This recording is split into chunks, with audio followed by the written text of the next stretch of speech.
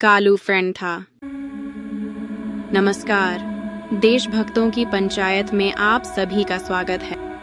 दोस्तों, हमारे इस अभियान में जुड़ने और आपके द्वारा इतना अच्छा प्रतिसाद देने के लिए आप सभी का धन्यवाद। आज का मार्मिक मुद्दा इंसान की मरती इंसानियत और जानवरों की त्रासदी को लेकर है। हमारे यहाँ पहले जानवरों को सिर्फ प्यार नहीं करते थे, बल्कि उनकी पूजा भी करते थे।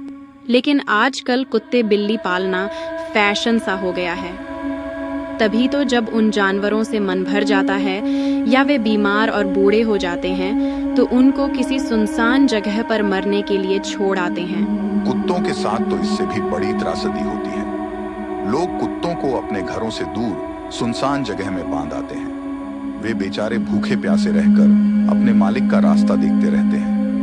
वे तपती धूप में भूखे प्यासे तड़पते रहते हैं, ठंड और बारिश में कांपते रहते हैं। फिर भी वे अपने हौसले नहीं खोते हैं, क्योंकि उनको अपने मालिक की वफादारी और प्यार पर पूरा भरोसा होता है। काश उन्हें आज के इंसानों की फितरत के बारे में पता होता, तब उनके साथ ऐसी नाइंसाफी नहीं होती। अरे जो इंसान अपने ही बूढ़े माँ बाप को मरने के लिए वृद्धाश्रम में फेंक देते हैं, वे भला उनके लिए अपनी मरी इंसानियत कैसे जिंदा कर सकते हैं।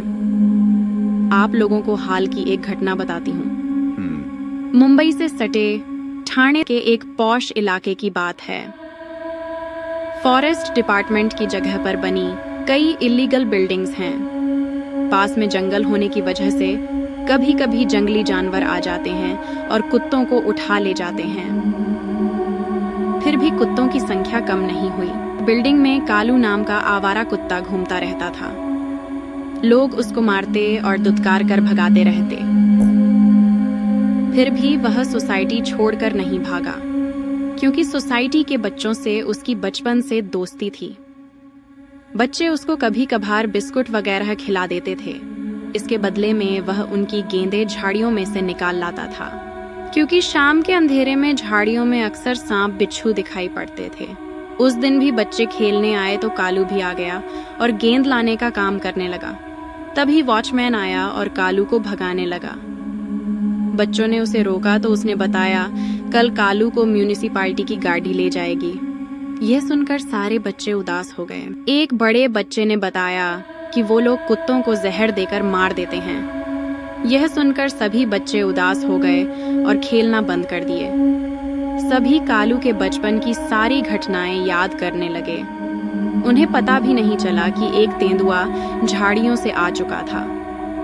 तेंदुआ बच्चों की तरफ दबे पांव बढ़ने लगा। वह सोसाइटी के चेयरमैन वाघमारे साहब के बेटे बीजू को टारगेट कर लिया था, क्योंकि वह उसके करीब था। इतने में कालू भौंकता हुआ तेजी से आया और बच्चे को तेंदुए से बचाने के लिए झाड़ियों की तरफ चला गया। ये सब कुछ इतनी तेजी से हुआ कि बच्चों को कुछ भी समझ में नहीं आया। थोड़ी ही देर में अंधेरा बढ़ गया और बच्चों के घर वाले उन्हें पुकारने लगे। बच्चे अपने घरों की तरफ जाने लगे। इस दरमियान कालू के भौंकने की तेज आवाज से लगा कि वह किसी से लड़ाई कर रहा है, लेकिन कुछ ही पल में उसकी आवाज अचानक बंद हो जाती है। अगले दिन म्यूनिसिपैलिटी की कुत्ते पकड़ने वाली गाड़ी आ जाती है। बाकी सब कुत्ते पकड़े जाते हैं, लेकिन ढूंढने के बाद भी कालू नहीं मिलता है। वाघमारे उनकी नाकामी पर भड़क जाता है। आखिर में गाड़ी चली जाती है। कल कालू के न होने की वजह से सोसाइटी में चोरी हुई थी, इसलिए लोग सारे सीसीटीवी फुटेज देखते हैं। तब पता चलता है कि पिछली रात वॉचमैन सो रहे थे। वाघमारे को तब दूसरा बड़ा झटका लगता है जब उनके बेटे बीजू पर नजर गड़ाया तेंदुआ दिखता है। वह बीजू पर हमला करने वाला होता है। तभी कालू भौंकता हुआ आ जाता है और तेंदुआ भागता है। दूसरे स्क्रीन पर कालू तेंदुए से लड़ता दिखता है।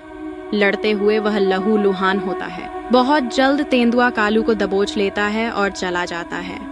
सभी को विश्वास हो जाता है कि अगर कालू नहीं आया होता तो तेंदुआ वाघमारे के बच्चे को मार दिया होता। सभी लोग कालू के लिए भावुक हो गए। जिसकी वो लोग जान लेना चाहते थे, वही अपनी जान देकर उनके बच्चों की जान बचा गया। वंदना जी, मुझे तो ऐसा लगता है कि जानवर इंसान बनता जा रहा है और इंसान जानवर बन गया है। फ्रेंड्स, आपकी क्या राय है, आप कमेंट बॉक्स में लिखकर बताइए और इस वीडियो को खूब शेयर करें और जिन लोगों ने अब तक सब्सक्राइब नहीं किया हो वो तुरंत सब्सक्राइब करें। तो मिलते हैं अगले एपिसोड में।